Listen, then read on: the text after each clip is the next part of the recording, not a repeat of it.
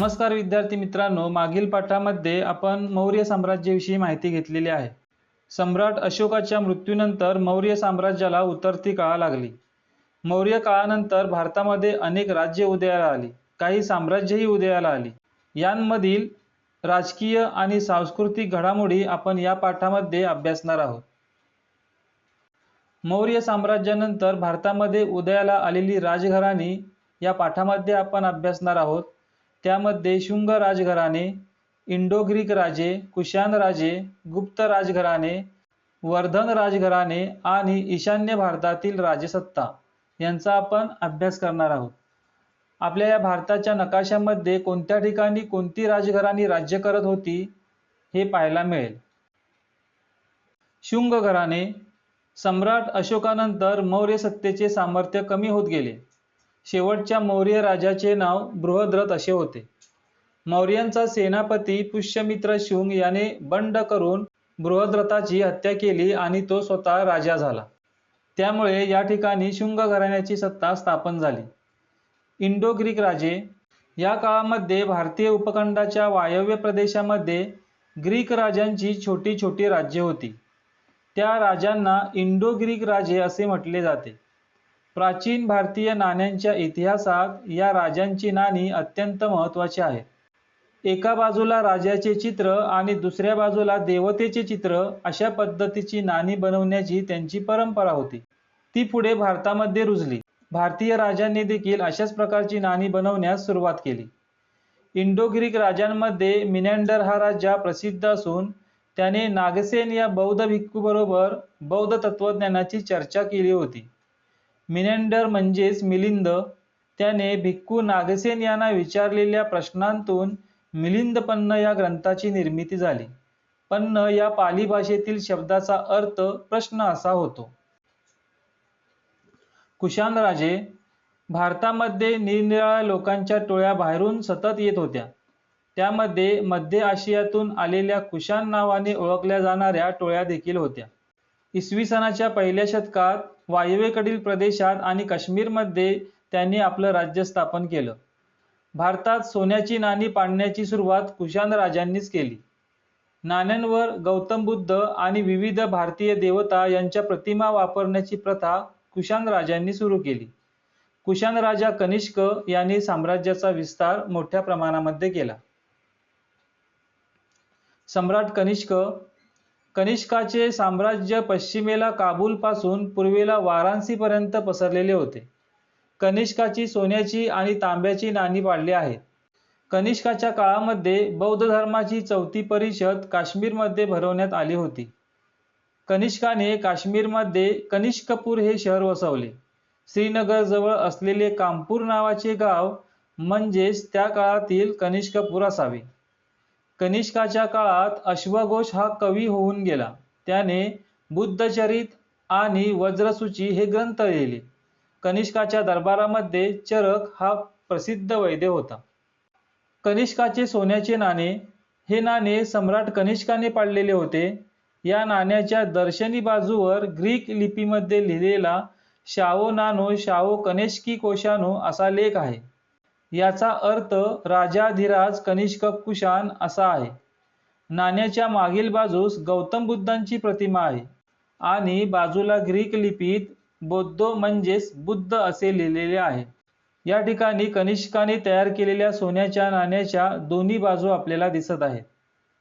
नाण्याच्या याच बाजूवरती शाओ नानो शाओ कनिष्की कोशानो असे लिहिलेले आहे आणि दुसऱ्या बाजूला गौतम बुद्धांची प्रतिमा आहे आणि त्याच्याच बाजूला ग्रीक लिपीमध्ये बौद्धो असे लिहिलेले आहे। गुप्त राजघराणे।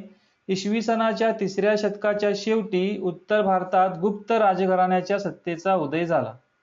साधारणपणे 3 शतके गुप्त घराणे सत्तेवरती होते। गुप्त राजघराण्याच्या संस्थापकाचे नाव श्रीगुप्त असे होते।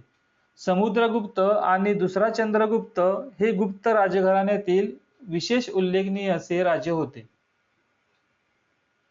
गुप्त घराण्यातील विशेष उल्लेखनीय राजांपैकीच एक राजा म्हणजे समुद्रगुप्त। पहिला चंद्रगुप्त या गुप्त राजाच्या कारकिर्दीत गुप्तांच्या राज्यविस्ताराची सुरुवात झाली। त्याचा मुलगा समुद्रगुप्त याने आसपासच्या राजांचा पराभव करून हा विस्तार आणखीन वाढवला. त्याच्या कारकिर्दीत गुप्त सत्ता आसामपासून पंजाबपर्यंत पसरलेली होती.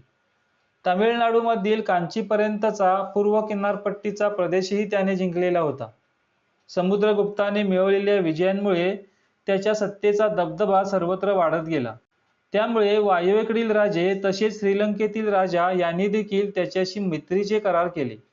समुद्रगुप्ताचा पराक्रम आणि त्याने मिळवलेले विजय याचे वर्णन प्रयागच्या स्तंभालेखात सविस्तर दिलेले आहे.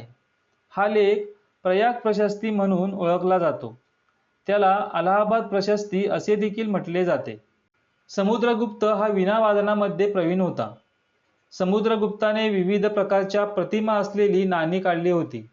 त्यातील एका प्रकारामध्ये तो स्वतः वीणा वाजवताना दिसतो.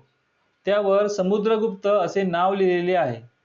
समुद्रगुप्ताने तयार केलेले सोन्याचे नाणे या चित्रामध्ये दिसत आहे. दुसरा चंद्रगुप्त हा समुद्रगुप्ताचा मुलगा होता. गुप्तांचे साम्राज्य त्याने वायव्येकडे वाढवले. समुद्रगुप्ताने माळवा, गुजरात आणि सौराष्ट्र जिंकून घेतले होते. दुसऱ्या चंद्रगुप्ताने त्याची मुलगी प्रभावती हिचा विवाह वाकाटक घराण्यातील दुसरा रुद्रसेन याच्याशी करून दिला. अशा रीतीने दक्षिणेकडच्या बलशाली वाकाटक सत्तेशी नातेसंबंध जोडले. दिल्लीजवळील मेहरवली येथे एक लोहस्तंभ उभा आहे. तो सुमारे 1500 वर्षांहूनही अधिक जुना आहे, तरी तो गंजलेला नाही. प्राचीन भारतीयांनी तंत्रज्ञानात केलेल्या प्रगतीची माहिती यातून आपल्याला मिळते. या लोहस्तंभावरील लेखात चंद्र नावाच्या राजाचा उल्लेख आहे. त्या उल्लेखाच्या आधारे हा लोहस्तंभ दुसऱ्या चंद्रगुप्ताच्या काळातील आहे असे मानले जाते. दुसऱ्या चंद्रगुप्ताच्या काळामध्ये फाहियान हा बौद्ध भिक्खू चीनमधून भारतामध्ये आलेला होता. त्याने त्याच्या भारतातील प्रवासाचे वर्णन लिहून ठेवलेले आहे. त्यामध्ये गुप्त साम्राज्यातील उत्कृष्ट राज्यव्यवस्थेची माहिती आपल्याला मिळते.